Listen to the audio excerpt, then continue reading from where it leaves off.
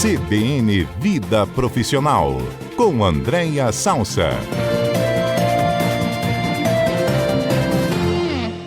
Você sente que é um viciado no trabalho? Não consegue se desconectar das suas obrigações? Acha que deve sempre priorizar suas tarefas, até colocando isso na frente da vida pessoal? Pois é, tem um nome, workaholic. Esse é o tema de hoje do nosso Vida Profissional aqui na CBN, com a comentarista Andréia Salsa. Andréia, bom dia. Bom dia, Fernanda. Bom dia aos nossos ouvintes, aos colegas do estúdio.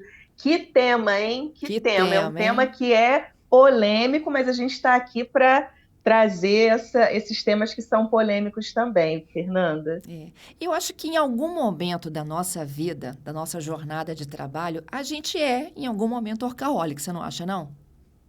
Pois é, o que eu acho legal, eu estava refletindo aqui para compartilhar com os nossos ouvintes, né? Até porque para a gente não confundir que trabalhar muito, trabalhar porque gosta, a gente sabe que às vezes a gente está envolvido num projeto, a gente é empreendedor e precisa de um pouco mais de esforço, de dedicação, para a gente não confundir que a gente está falando aqui em algo que não seja de muito trabalho, porque o trabalho gera prazer, né? Um trabalho que tem uma realização é muito bom. O que a gente está trazendo aqui, Fernanda, é a compulsividade, porque eu acho que aí tem uma diferença, né? E o workaholic, inclusive, é legal para os nossos ouvintes saberem. Fala, mas uma expressão em inglês, o que é isso? É o work de trabalho e alcoholic, que é de álcool. Então, quando o criador, que foi um psicólogo chamado Wayne Watts, em 1971, olha como isso tem tempo, né? Lá na década de 70, ele lançou um livro chamado Confissões de um Workaholic, os fatos sobre o vício em trabalho.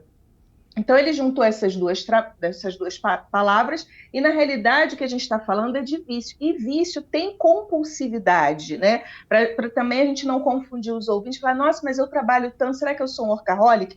Depende, que é um pouco da sua introdução. Se eu estou abrindo mão de outros elementos, me prejudicando, né? Outros aspectos da vida, às vezes até a saúde, relacionamentos, lazer, eu estou eu sinto que eu tenho uma compulsividade que ultrapassou a questão do prazer, eu não consigo estar na vida se não estiver relacionado ao trabalho, aí eu tenho um problema. Mas você tem razão, que em alguns momentos a gente trabalha mais, outros trabalha menos, mas não necessariamente a gente workaholic, porque o workaholic ele tem a ver com esse comportamento compulsivo que principalmente, né, e a gente falou muito em outros comentários nossos aqui sobre relações intergeracionais, as gerações mais maduras, né, a geração X, a geração Baby Boomer, a gente pode colocar aí 45, 55, 65, nós fomos muito estimulados a este tipo de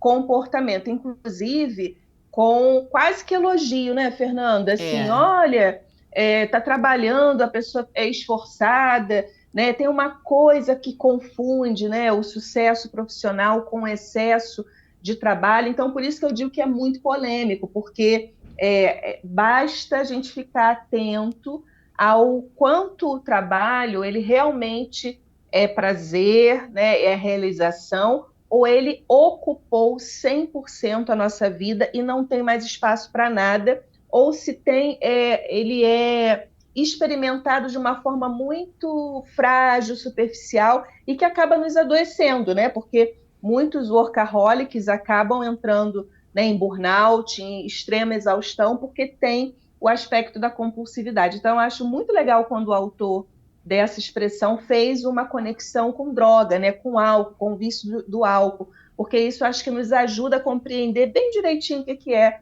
um workaholic. Isso. Agora, eu acho que tem alguns momentos, né, da vida da gente que nos leva a isso também. Ascensão, não é mesmo? Problemas financeiros, vou trabalhar mais, vou tentar render mais, ou até problemas emocionais, uma forma de escapar dos problemas, né?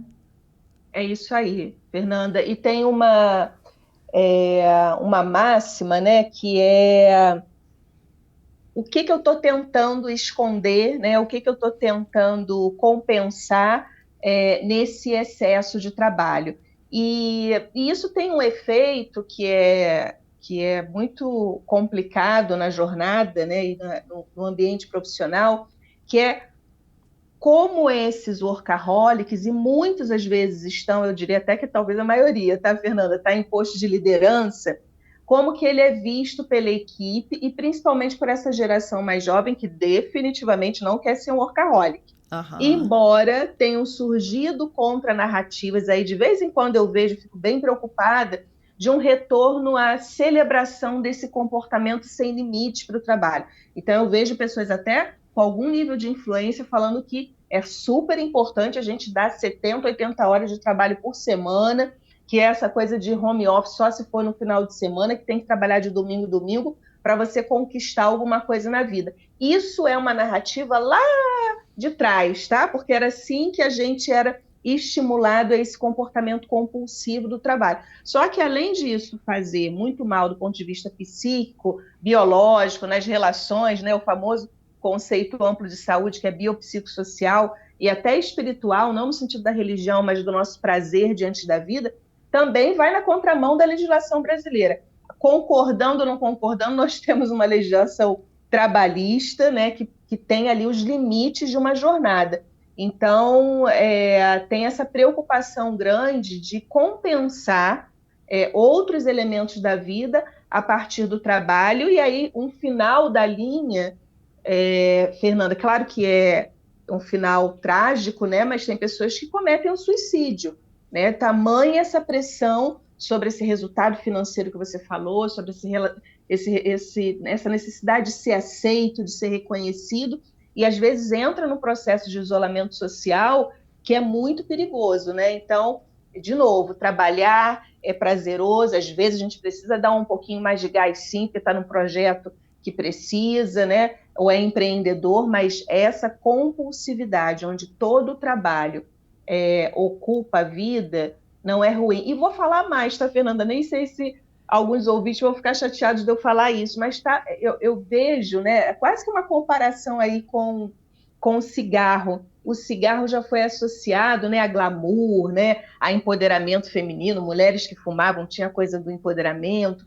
ou ao sucesso, né? E aí teve aí uma campanha super importante, uma conscientização sobre o mal que o cigarro faz, e eu diria que hoje é quase que brega, né? Você fumar é mal visto, embora tenha aí o cigarro eletrônico que está vindo, que foi uma outra narrativa que eles estão tentando capturar a juventude, mas hoje, por que eu estou falando essa coisa do cigarro? Quando eu comparo essa coisa do excesso de trabalho, as pessoas começam também a achar brega, né? Uma pessoa que só trabalha, que não tem vida, que não tem um lazer, que não tem uma curtição, que não tenha um hobby, que não tem outra coisa, porque começa a ser mal visto, porque é uma vida vazia, né? É uma vida que se resume, né, a uma única dimensão, que é importante, sem dúvida, que é o trabalho, mas a pessoa fica ali naquele lugar, num isolamento social muito grande. E acho que o que corrobora um pouco essa linha de raciocínio, né, é como a gente tem pensado, e não só as novas gerações, acho que todos nós, né, somos atravessados por essa reflexão, que mais do que um propósito profissional, a gente precisa ter um propósito de vida. Isso E um aí. propósito de vida, né, não cabe só o trabalho, né, tem outros elementos, e a gente também tem ressignificado, e a nossa geração, nós mais maduros, e muitos ouvintes que nos acompanham também são dessa nossa geração, a gente tem aprendido a eliminar o culto ao sacrifício, porque eu acho que o workaholic, ele tem essa conexão com essa cultura que a gente já viveu muito, que era muito bonito alguém se sacrificar pelo trabalho, né? Então, fazer muitas horas extras, trabalhar sábado e domingo, porque tinha ali um culto ao sacrifício. E hoje,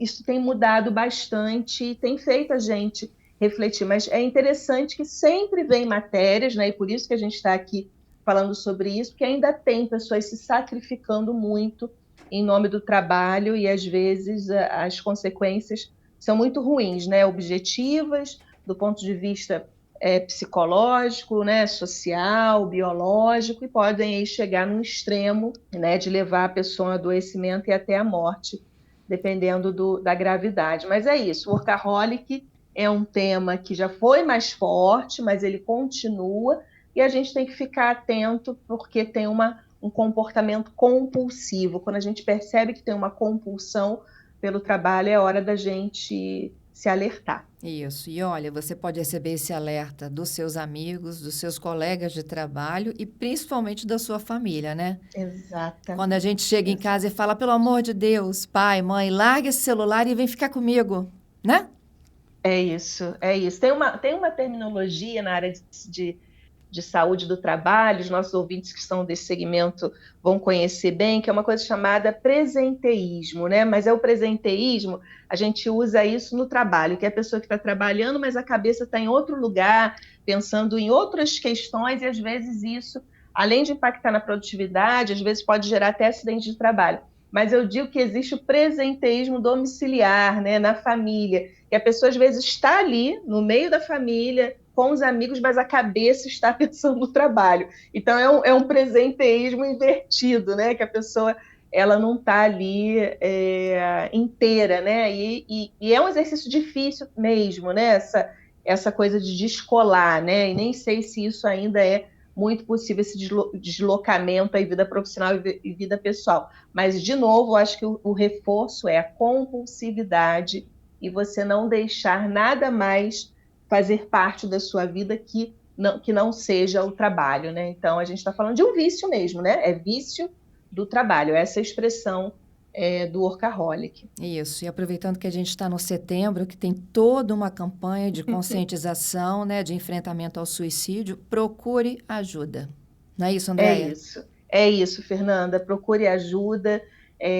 Setembro Amarelo aí para nos lembrar sobre a importância da saúde mental. Sem dúvida, essa é uma temática que esbarra bastante em saúde mental, né? Então, vamos nos cuidar, pedir ajuda e estar atento, né, às sinalizações de quem ama a gente, né, que são os amigos, que é a nossa família, e reconhecer que talvez não consiga fazer essa virada sozinho ou sozinha e vai precisar de ajuda. É isso, Andréia. Tudo de bom para você e até o próximo sábado. Até, querida. Ótimo final de semana. Para você também.